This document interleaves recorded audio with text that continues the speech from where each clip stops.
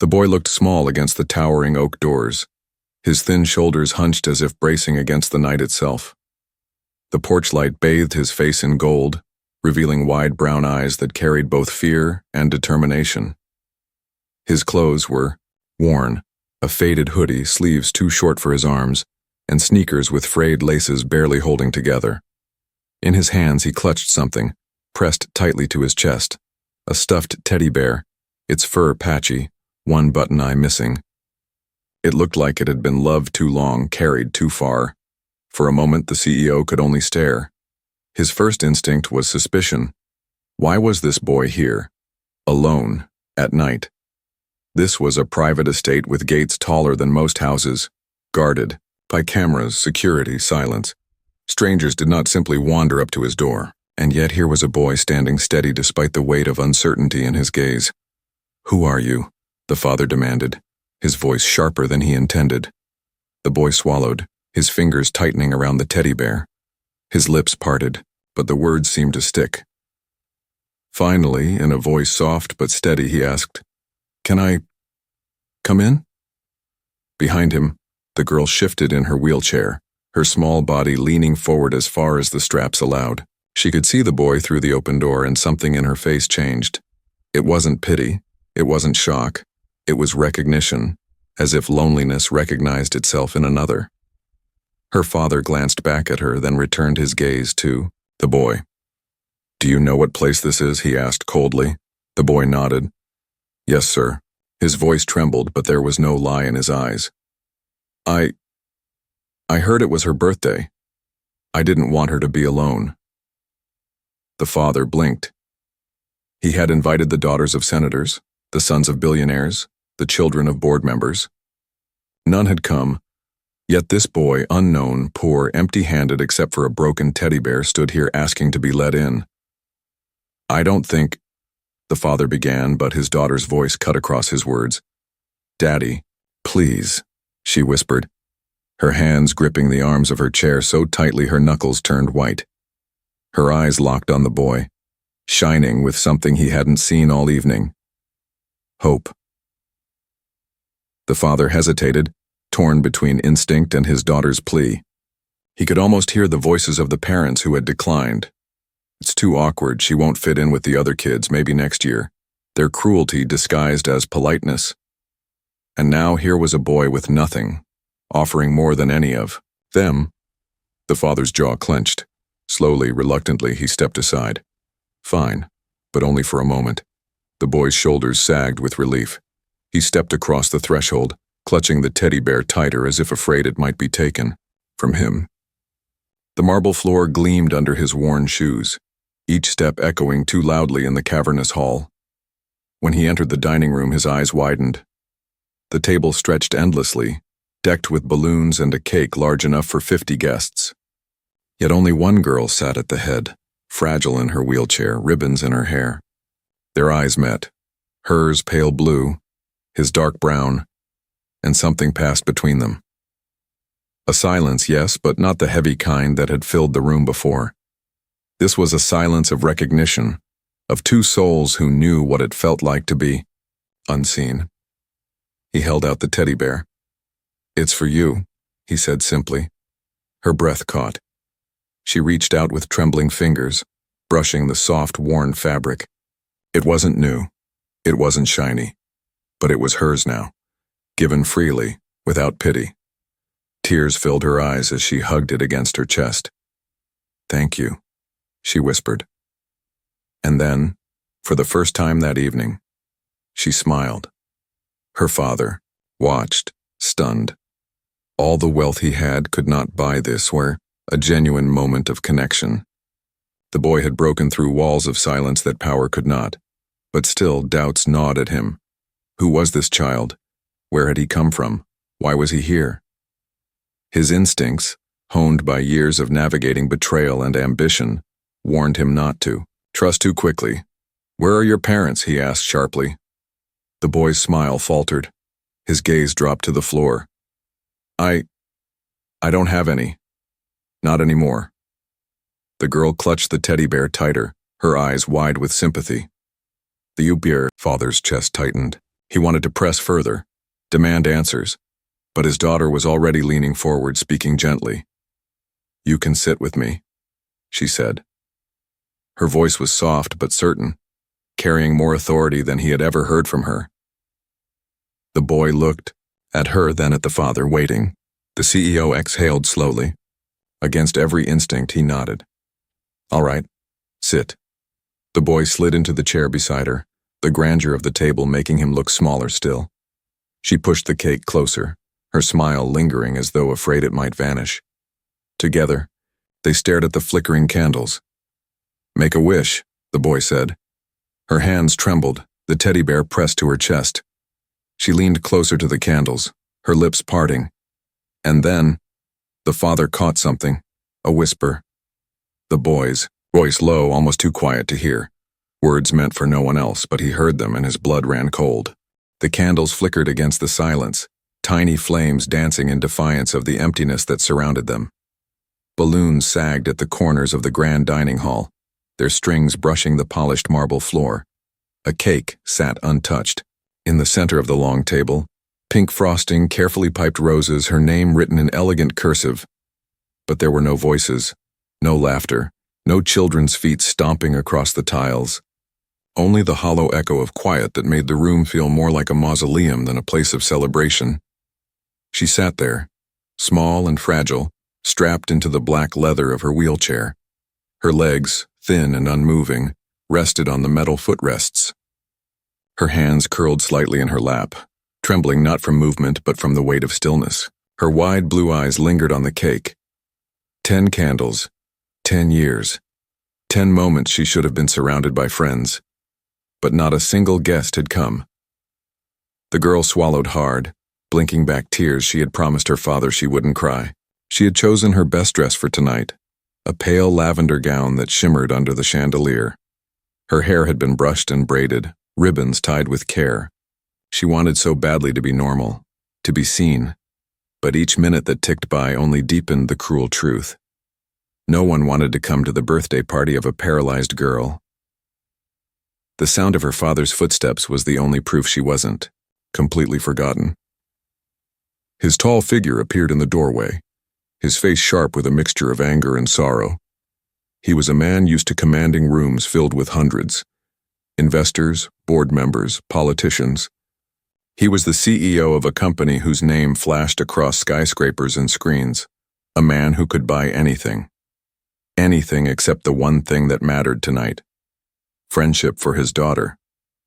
He forced a smile as he stepped closer, his polished shoes clicking against the floor. "Happy birthday, sweetheart," he whispered, placing a hand on her shoulder.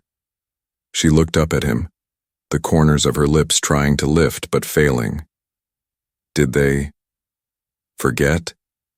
she asked, her voice small, almost afraid of the answer. The father's throat tightened. He wanted to tell her no, that maybe the guests were delayed, that traffic or weather or some other excuse had held them back, but the truth sat heavy in the pit of his stomach. He had seen the responses, the polite declines, the silence from parents who once shook his hand eagerly at company galas, the way people looked at his daughter when they thought he wasn't watching, pity at best, avoidance at worst.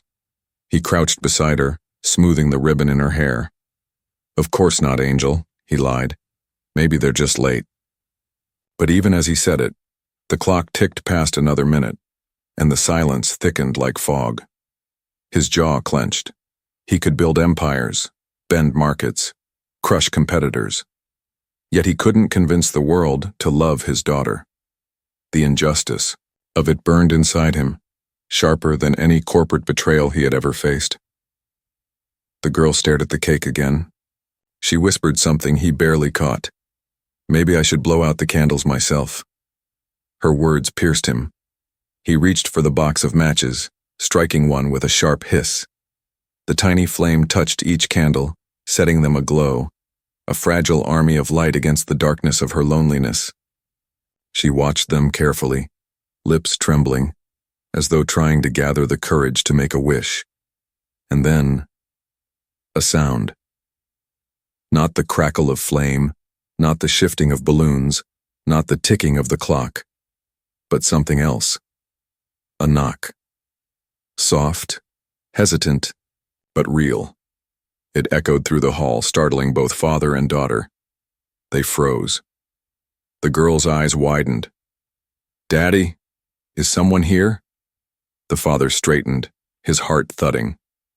Guests wouldn't knock. They would have been ushered in by staff. He glanced toward the tall oak doors at the front of the mansion, a silhouette barely visible through the frosted glass. Someone was waiting outside, someone unexpected. He hesitated, torn between hope and suspicion. In his world, knocks at the door often carried agendas, deals, demands. But tonight, with his daughter watching, he could only wonder if this knock carried something far rarer. The girl clutched the arms of her wheelchair, her breath quickening. "Please, open it." The father's hand tightened into a fist before he forced it to relax. He nodded slowly, then turned and walked toward the door, each step heavy with the weight of uncertainty. As he reached for the handle, the silence returned, stretching unbearably. He pulled the door open, and there, in the glow of the porch light, stood a boy. Alone. The father's eyes narrowed, his ears straining to make sense of what he had just heard. The boy had leaned toward his daughter, his lips barely moving, and whispered words soft enough to be lost in the crackle of candles. But to a man who lived in boardrooms trained to catch every shift of tone, every hidden message, it was clear. This boy carried something beneath his fragile frame, something unspoken. For a moment he considered stepping in, demanding the boy repeat himself aloud. But then he saw her face. His daughter, who just minutes ago sat broken in silence, was now smiling. Her cheeks glowed in the candlelight. Her fragile body leaned forward as though gravity itself had shifted toward hope. That smile, rare and fragile, froze him where he stood. He could not shatter it. Not tonight. The boy glanced at her again, offering a shy grin that revealed a chipped front tooth. She giggled, a sound so pure it startled even her father. He hadn't heard her laugh like that in months, not since the accident, not since the nights filled with hospital monitors and the quiet despair of recovery. The sound echoed off the walls like music breaking a curse. Her father leaned back slowly, retreating into the shadows of the dining hall. He would not interrupt. Not yet. He would watch, and he would learn. The girl turned to the boy, her small fingers clutching the teddy bear. "What's his name?" she asked, her voice tinged with curiosity. The boy tilted his head, blinking, as though caught off guard. "Who?" She pointed to the bear. "He looks like he should have a name." The boy hesitated, then whispered, "Milo." She hugged the bear tighter. "Milo," she repeated softly, tasting the name as if it were a secret. "I love him already." The boy's shoulders loosened, a hint of pride flickering across his face. "He's been with me a long time. I wanted you to have him. You look like you need him more than me." Her lips trembled. She wanted to ask why, but instead she whispered, "Thank you." The father watched, unease tightening inside him. Gifts were never free. Not in his world, yet this boy had given away his only possession with no expectation. That made him harder to understand, and harder to trust. The girl tilted her head. "What about you? Don't you need him?" The boy's smile faded. His eyes darkened, shadowed by memory. "I used to, but sometimes, when you lose someone, you hold on to what they gave you. And then one day you realize it's heavy. Too heavy. Maybe giving it away means you're ready to let go." The girl's gaze softened, her thumb brushing over Milo's worn ear. "You lost someone too?" He nodded, eyes glistening but steady. "My mom, a long time ago, or maybe not that long. It feels like yesterday and forever at the same time." Silence fell again, but this time it was not the silence of emptiness. It was the silence of two children who understood grief. of two souls who recognized each other across different wounds. The father exhaled sharply, his chest tightening. He wanted to interrupt, to protect his daughter from the weight of such pain. But then she spoke, her voice stronger than he expected. "I lost something too," she said softly. She lifted her trembling hands and gestured to her wheelchair. "I used to run. I used to dance. I can't anymore." The boy's eyes lingered on her legs, then returned to her face. He didn't flinch. He didn't pity. He simply nodded. "Then, we both lost something we can't get back." Her breath caught. No one had ever said it that way before. Adults always spoke in platitudes. Miracles happen. Maybe one day stay strong. But he spoke truth, raw and unpolished. And somehow, that truth felt like kindness. The father clenched his jaw, every instinct urging him to intervene. Yet he remained, silent, rooted by the realization that his daughter was finally speaking freely. The boy leaned closer, lowering his voice. "But maybe when you lose something, you find something else. Something you didn't know you needed." She blinked. "Like what?" He smiled faintly. "Like a friend." Her lips parted, a breathless laugh escaping. She looked down, at Milo, then back at him. "Then I guess I found mine." For the first time that night, the father's throat tightened, not from anger, but from something else. Something he didn't want to name. The two children bent forward, blowing out the candles together. The flames died, smoke curling into the air, and for a brief moment the room felt whole. But as the smoke cleared, the father noticed the boy's lips moving again. A whisper, meant only for her. She nodded faintly, as though agreeing to some secret pact. The father stepped forward, his voice sharp. "What did you say?" The boy froze, eyes wide. The girl looked at her father, fear flashing across her face. "Nothing," the boy said quickly, too quickly. The father's gaze hardened. He was a man who had built an empire on reading lies, and he had just heard one. The night had quieted, but inside the father's mind a storm raged. The boy's presence was unexpected, his kindness unexplainable, and his whispers unbearable. They were secrets he couldn't ignore. Long after the cake had been sliced, after his daughter's laughter had carried like fragile music through the grand halls, he stood by the study window with a glass of whiskey in his hand, staring at the boy's reflection in the darkened glass. The child had fallen asleep on the couch, in the living room, curled up with nothing but his hoodie pulled tight around him. His daughter insisted he stay the night, begged even, and for the first time the father had not said no. He told himself it was temporary, just one night. But as he watched the boy sleep, unease crept in. Children carried innocence, yes, but they also carried truths adults could not. He had seen it in the boy's eyes, the weight of something unspoken, something too heavy for his age. When the boy shifted in his sleep, a backpack slipped from his shoulder onto the carpet.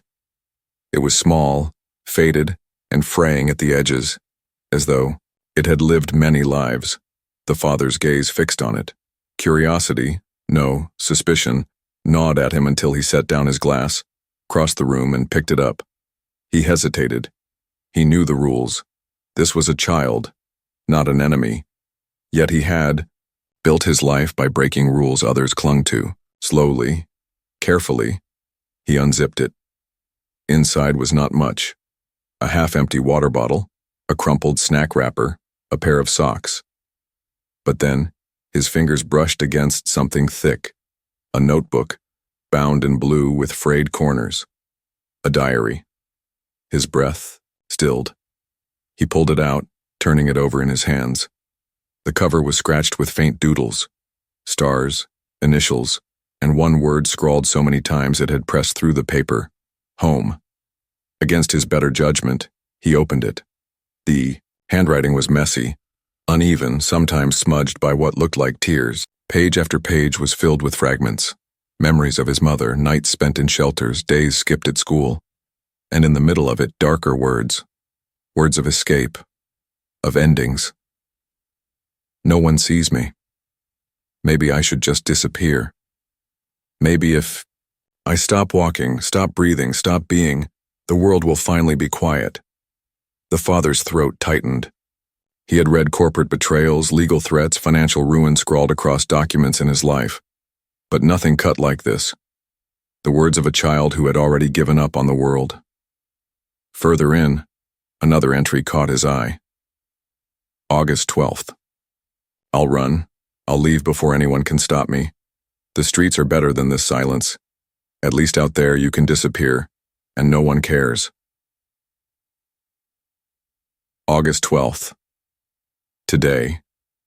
The father's hands trembled.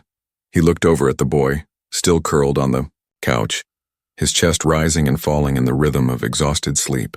The teddy bear was in his daughter's lap upstairs, the last tether this boy had let go of.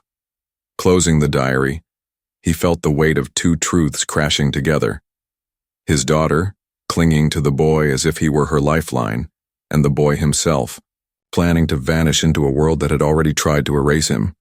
His instinct screamed at him to wake the boy, demand answers, force honesty. But as he stepped closer, his daughter's voice echoed from upstairs. "Please, Daddy, let him stay." For the first time in years, he felt powerless. He carried the diary into his study, setting it on the desk as though it were evidence in a trial. His mind raced with questions. Who had failed this boy? Where was his father? His family? And why did fate place him here, at their doorstep, tonight of all nights? Hours passed. He drifted in and out of restless sleep until the pale light of dawn seeped through the curtains. He rose, splashed water on his face, and returned to the living room. The couch was empty. The backpack was gone. Panic shot through him. He rushed to the door, flinging it open. The morning air was cool, the driveway stretching long and silent. No sign of the boy. His daughter's voice cut through his panic. "Daddy?" She was at the top of the stairs in her wheelchair, Milo, clutched tight against her chest. Her eyes were wide with fear. "Where is he?" The father clenched his fists, rage and dread tangling inside him. He had seen this before, people walking into his world, then vanishing, leaving only damage behind. But this wasn't business. This was his daughter. He looked at her, her fragile body trembling, her hope breaking before his eyes. He could not let it happen. "I'll find him," he said, his voice raw with determination. He stormed out into the morning, his footsteps pounding against the stone steps. For the first time, it wasn't about power or control. It was about something he hadn't felt in years, the desperate need to keep someone from slipping away. The city stretched ahead, endless and indifferent. Somewhere out there, the boy was running from pain, from silence, from himself, and the father would have to follow. But as he reached the car, a distant sound rose above the hum of the waking streets, the wail of police sirens. Rain hammered against the windshield as the city blurred into streaks of silver and gray. The father gripped the steering wheel tighter, his knuckles white, his jaw locked. He wasn't used to chasing anyone. In his world, people came to him, employees, investors, politicians. He was the center of gravity. But tonight, gravity had shifted. A boy with nothing had pulled his daughter's heart, and now his own, into freefall. The sirens grew louder, echoing through the maze of wet streets. Red and blue lights flashed across slick pavement, bouncing off alley walls. His chest tightened with every block. Somewhere ahead, that boy was alone, running from the world that had broken him, maybe even from himself. And if the police reached him first? The father's mind spiraled. He had read the diary, seen the despair etched in every uneven line. The boy wasn't just lost, he was teetering on the edge. One wrong word, one harsh hand, and he could slip away forever. He pressed the accelerator harder, the engine roaring as the car surged through the storm. Raindrops streaked across his suit, seeping through the fabric, but he barely noticed. All he could see was his daughter's face, pale and trembling, clutching that teddy bear like it was her last tether to hope. "Find him, Daddy," Don't let him disappear. He turned a corner and saw them. 2 patrol cars had pulled up to a narrow alley. Officers in dark raincoats moved quickly, their flashlights slicing through the shadows. And there, pressed against the graffiti-stained wall, was the boy. His hoodie clung to his small frame, soaked through, his chest heaving. He looked like a trapped animal, wild-eyed and desperate, clutching his backpack as if it contained his whole existence. The father slammed the brakes, the tires screeching against wet asphalt. He jumped out, rain pelting his face, and sprinted toward the alley. "Hey!" one officer shouted, shoving the boy back as he tried to dart past. The boy stumbled, hitting the wall hard, his backpack nearly slipping from his shoulders. "Stop! Resisting!" another barked, though the boy hadn't fought. His small body sagged against the bricks, exhausted, shivering. "Wait!" the father roared, his voice slicing through the storm. The officers turned, startled. Their flashlights caught his figure. Expensive suit plastered to his skin, rain dripping from his hair, eyes blazing. "That's my guest," he shouted, breath ragged. "You touch him, you answer to me." The officers hesitated, glancing at each other. Recognition flickered in their eyes. This wasn't just any man charging through the storm. This was him, the CEO. The name behind towers and headlines, a man whose phone calls could end careers. But hesitation wasn't enough. One officer still held the boy by the arm, gripping too tight, the child wincing under the pressure. The father's rage flared. He strode forward, ignoring the rain, ignoring protocol. He grabbed the officer's wrist, forcing him to release. "He's a child," he spat, his voice low and dangerous. "Not a criminal." The boy sagged free, collapsing into his arms. His body was trembling, not just from cold but from fear. His face pressed against the father's chest, small and fragile, and for the first time the man realized just how light he was, as if hunger and hardship had carved him hollow. "Tjaka?" Officers stepped back, uncertain. One muttered something about procedure, but the father silenced him with a glare sharp enough to cut glass. "If you want to talk about procedure, call my lawyer. But if you so much as look at this boy the wrong way again, I'll bury your careers.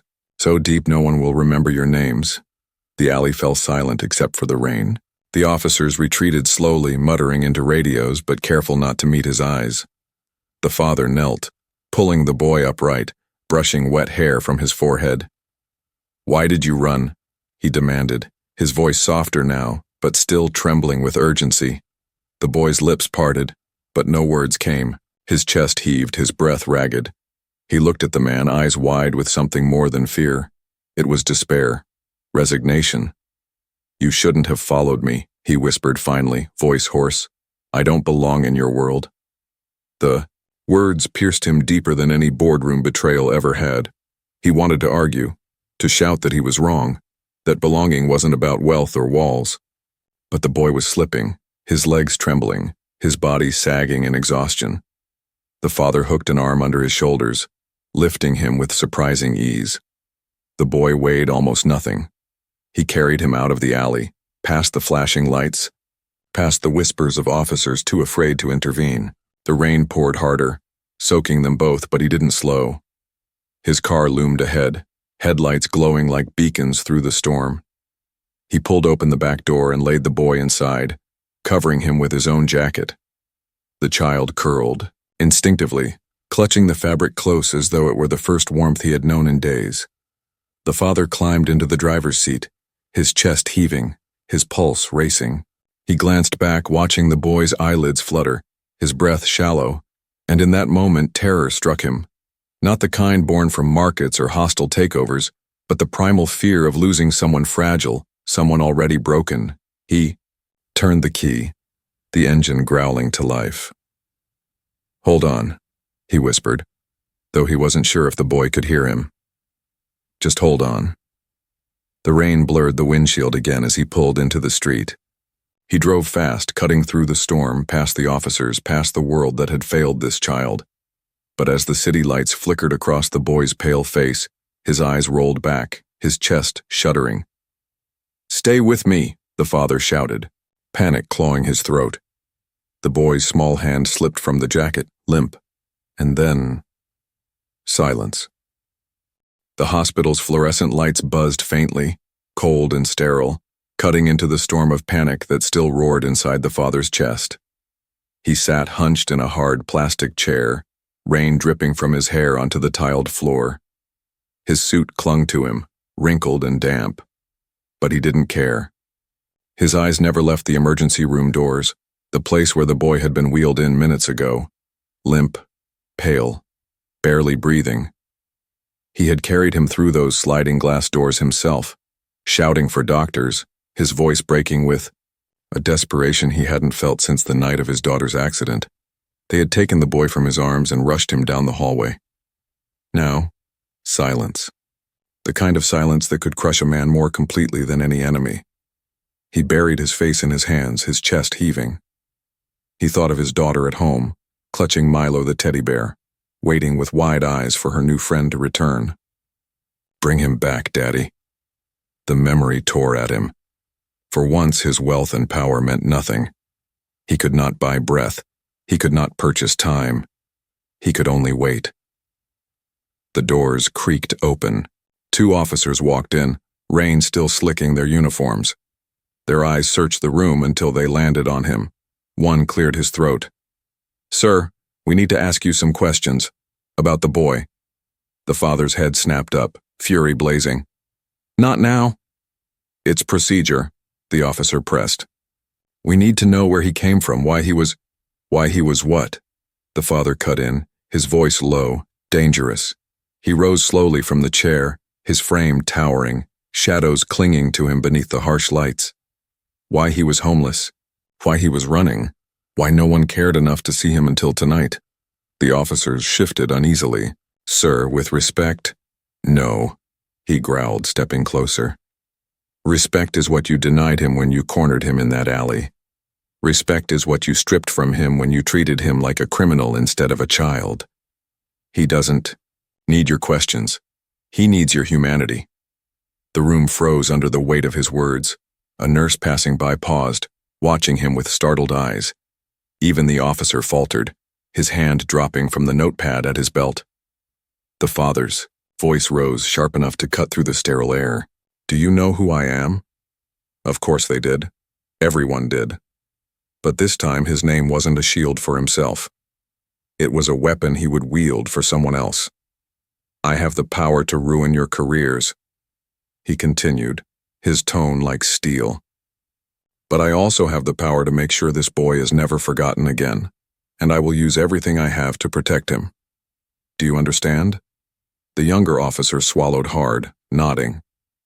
The older one bristled, opening his mouth to protest, but the father stepped closer, lowering his voice to a lethal whisper.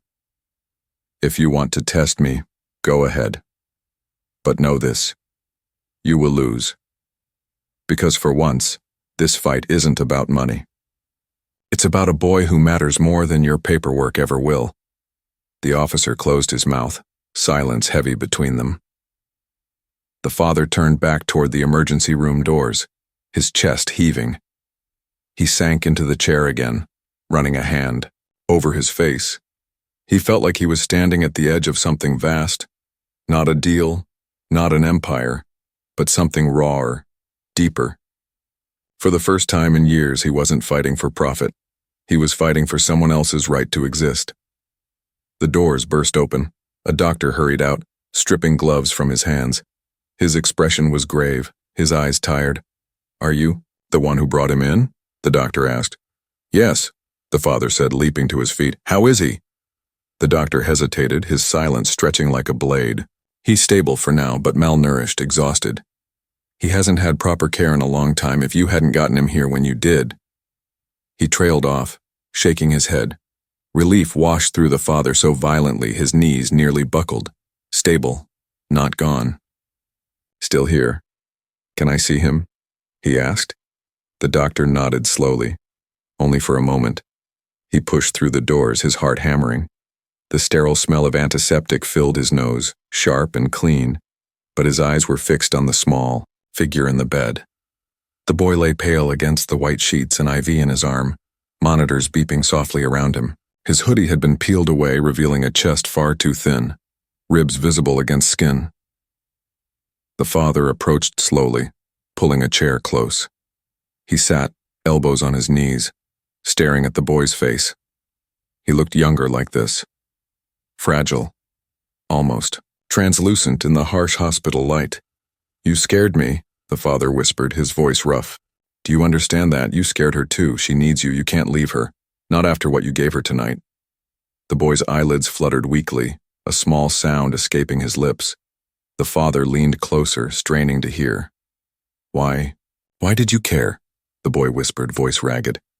The father's throat tightened. He had no rehearsed speech, no polished words, just truth. "Because she saw you. And when she did, I finally did too." The boy's lips trembled.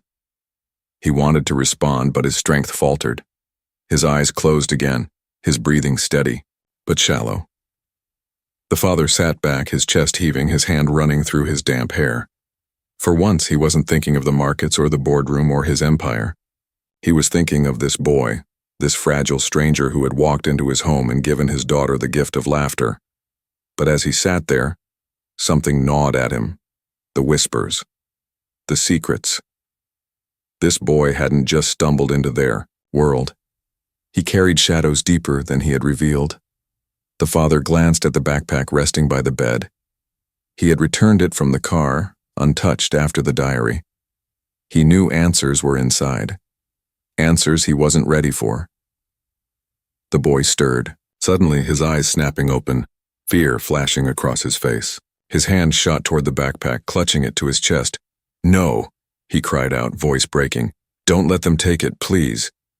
The father froze. Nurses rushed forward, startled by the outburst, but the boy's eyes locked only on him, wide with terror. "What's in there?" the father demanded, his voice low, urgent. The boy's lips trembled, his chest heaved, and then, with tears streaming down his face, he whispered words that made the father's blood run cold. The boy's voice trembled as though the words themselves were too heavy to speak. His knuckles whitened against the backpack, his small frame shuddering with sobs. The father leaned closer, his pulse pounding, every nerve stretched tight. "It's all I have left of her," the boy whispered, his eyes glazed with pain. "My mom, her diary, her letters to me. Everything. If they take it, if I lose it, then I lose her forever." The father froze. The weight of those words landed like a stone in his chest. This wasn't just a backpack. It was memory. It was love. It was grief stitched into pages and ink. He suddenly saw the boy not as an intruder, not as a mystery, but as a child, clinging to the last fragile thread of his past. The boy's tears streaked down his cheeks, hot against pale skin. "They said I didn't belong anywhere, that no one wanted me, but she wanted me. She wrote it in every page. She said I mattered. And if I lose this, then it's like she never existed." For a long moment, the father could not speak. He thought of his own daughter, of the way her wheelchair defined how others saw her, how the world erased what it didn't understand. He thought of the diary he had read, words carved in desperation. And now he realized the boy wasn't running from home. He was carrying it. Slowly, the father reached out, placing his hand gently over the boy's. His voice was steady, softer than it had been in years. "No one is taking it from you. Not while I'm here." The boy blinked, uncertainty flickering in his eyes. "You mean that?" The father nodded. "I swear it." The boy's grip loosened just slightly. His breathing steadied. For the first time, he allowed the backpack to rest against the sheets instead of holding it like a shield. Exhaustion swept over him, but this time it wasn't the exhaustion of despair. It was the weariness that came after releasing fear. Hours passed. Nurses came and went. Machines beeped steadily, and still the father remained by the boy's side. At dawn, he called home. His daughter's voice was bright with hope when she heard he had found her friend. She begged to see him. By afternoon, the hospital allowed it. The father wheeled his daughter into the room himself. She clutched Milo the teddy bear, ribbons in her hair still neat from the night before. Her eyes darted immediately to the bed, to the boy sitting upright now, pale but awake. The moment they saw each other, their faces lit with something beyond words. "You're here," she breathed, rolling closer. The boy smiled weakly, his voice hoarse. "I promised I'd be." She placed Milo gently on his lap. "He missed you." The boy's eyes softened, his hand brushing the worn fur. Then he looked at her, and for the first time in days, he smiled without sadness. The father stood back, watching. A lump rose in his throat, not of anger or suspicion, but of something he had nearly forgotten: gratitude. Over the next hours, laughter filled the sterile room. They whispered secrets, shared dreams, even planned a birthday redo. The father listened, astonished at how natural it felt. His daughter was alive again, her voice steady, her smile wide. And the boy, he no longer looked like a child fading into the shadows. He looked like a child remembered. That evening, when the sky outside burned orange, the nurses brought in a small cake with one candle. Just one, simple, unadorned. The father placed it between them. "One wish," he said. The boy looked at the girl. The girl looked at the boy. And then together they leaned forward. But before blowing it out, the girl whispered, her voice trembling with certainty, "I don't wish for me. I wish for him, that he stays, that he never has to run again." The boy's lips parted, his eyes glistening. No one had ever wished for him before. They blew the candle out together. Smoke curled upward, a thin thread against the fading light. And in that fragile moment, the father knew something had shifted forever. He reached out, resting a hand on both their shoulders. His voice was steady, resolute. "Then it's decided. You're not going anywhere. This is your home now. Both of you belong here." The boy's breath hitched, tears spilling silently down his cheeks. The girl leaned closer, hugging Milo and whispering, "Happy birthday. To us." The father swallowed hard, his chest aching, with something deeper than sorrow, sharper than joy. It was healing. It was connection. It was the fragile, powerful truth that sometimes family isn't found in blood, but in the moments where loneliness is answered by love. Outside the hospital, window night settled gently over the city. Inside, the candle smoke lingered like a promise. Fragile, fleeting, but unforgettable.